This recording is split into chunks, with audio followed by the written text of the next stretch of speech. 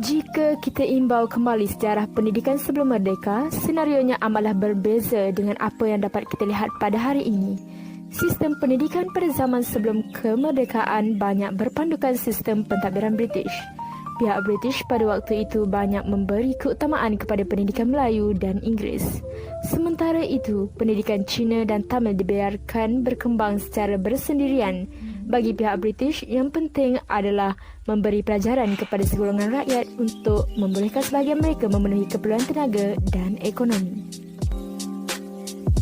Walaupun sekolah vernakular Melayu ditubuhkan, tetapi pihak British kurang mengambil berat kerana bimbang kedudukan mereka tergugat jika pihak rakyat tempatan mendapat pendidikan tinggi. Pendidikan ini diwujudkan hanya untuk memenuhi keperluan politik penjajah di samping mengambil hati pembesar Melayu. Pendidikan bagi masyarakat Melayu hanya sekadar menjadi tenaga buruh atau petani. Antara mata pelajaran yang diajar ialah bacaan, mengarang, ejaan, menulis, ilmu hisab, latihan jasmani dan ilmu alam. Pemilihan bahan kurikulum adalah tidak penting, terutamanya buku. Kebanyakan orang Melayu hanya bersekolah setakat darjah 4 pada ketika itu. Biasanya sekolah vernakular Cina mengimport guru-guru mereka dari negara Cina. Kurikulum yang dijalankan di sekolah vernakular Cina ialah hafalan klasik lama, ilmu hisab, lukisan, nyanyian, latihan jasmani, sejarah, ilmu alam dan moral. Pada tahun 1919, reformasi di negara Cina telah memberi pengaruh kepada pentadbiran sekolah-sekolah vernakular Cina.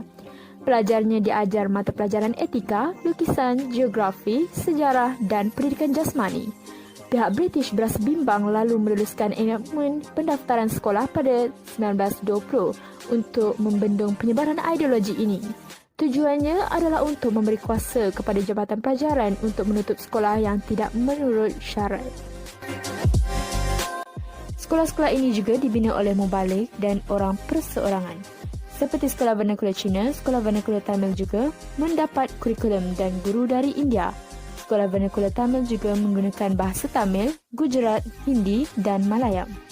Pihak British telah mengarahkan seorang nazir sekolah Tamil yang berbangsa Eropah dilantik pada tahun 1930 untuk mengendalikan pengurusan sekolah-sekolah vernakular Tamil.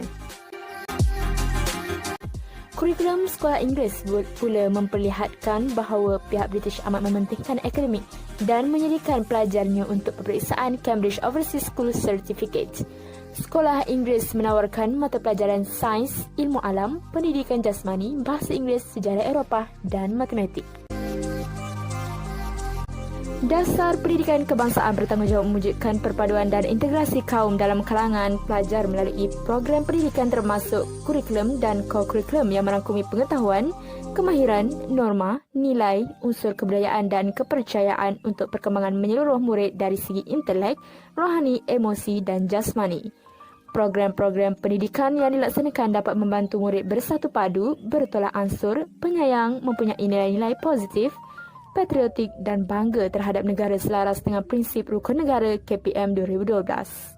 Beberapa strategi pelaksanaan yang dikenal pasti boleh mewujudkan kesepadan sosial dalam kurikulum sekolah ialah peperiksaan awam yang sama bagi semua sekolah. Selain mengikuti kurikulum sama, semua pelajar mengambil peperiksaan yang sama bagi tujuan membentuk kepribadian kebangsaan. Selaras dengan Akta Bahasa Kebangsaan 1967, semua peperiksaan awam dikendalikan dalam bahasa Melayu secara berperingkat-peringkat pada tahun 1978. Lower Certificate Examination atau dikenali sebagai LCE ditukar kepada Sijil Rendah Pelajaran SRP. Malaysian Certificate Examination ditukar kepada Sijil Pelajaran Malaysia SPM pada tahun 1980 dan pada tahun 1982 Higher School Certificate HSC ditukar sepenuhnya kepada Sijil Tinggi Persekolahan Malaysia STPM. Dalam konteks penyatuan sistem peperiksaan am di sekolah menengah adalah dalam bahasa kebangsaan sahaja bagi menerima bahasa Melayu sebagai identiti kebangsaan yang perlu dihayati dan dikongsi bersama oleh semua pihak. Peristiwa berdarah 13 Mei 1969 telah mengubah lanskap politik, ekonomi dan sosial masyarakat Malaysia di mana selepas peristiwa itu berlaku, pihak kerajaan telah mewujudkan dasar ekonomi baru atau lebih dikenali sebagai DEB yang bermatlamat mencapai perpaduan negara dan integrasi nasional. Peristiwa berdarah ini turut memberi impak yang besar kepada dasar pendidikan. Bermula tahun 2010, sistem pendidikan di Malaysia telah bergerak seiring dengan keperluan semasa kerana masyarakat juga turut berubah disebabkan oleh arus pemodernan dan globalisasi. Sehingga kini Malaysia masih meneruskan kesinambungan sistem persekolahan lama dan mengekalkan sekolah kebangsaan, sekolah jenis kebangsaan Cina dan sekolah jenis kebangsaan Tamil. Isu-isu ini telah kerap kali dibincang dan diperdebatkan, namun akhirnya tiada jalan penyelesaian yang dilakukan bagi mengubah kepada sistem persekolahan yang baru. Isu-isu ini bukan sesuatu yang mudah untuk mendapatkan persetujuan daripada masyarakat yang mempunyai pandangan, pendapat dan kepentingan yang berbeza. Sekolah yang pelbagai aliran ini telah menjejaskan perpaduan kaum di Malaysia. Kini, ianya sudah tidak relevan untuk diguna pakai kerana sekiranya ia masih diteruskan, maka hubungan antara masyarakat Malaysia akan menjadi semakin pudar dan renggang. Ini kerana sekolah merupakan tempat mula-mula masyarakat Malaysia yang berbilang kaum bertemu untuk saling kenal mengenali. Assalamualaikum dan salam sejahtera. Saya Puteri Balkis binti Hasani, nombor mentrik 42030000161. Baiklah, berdasarkan tugasan yang telah saya dan rakan-rakan lakukan, sudah tentu ianya dapat menambahkan lagi ilmu pengetahuan dalam diri seseorang individu. Oleh itu, saya amat berharap agar sistem pendidikan di Malaysia pada masa akan datang dapat membina satu platform ke arah kesepadan sosial dengan lebih ideal. Sekian, terima kasih. Binti Haris 42030011431. Apa yang saya dapat pelajari dalam melakukan kerja khusus hubungan etnik ini, saya dapat mengetahui perbezaan antara pendidikan zaman sekarang dengan sistem pembezaan pada zaman pemerintahan British yang telah dilaksanakan pada zaman sekarang dan zaman dahulu.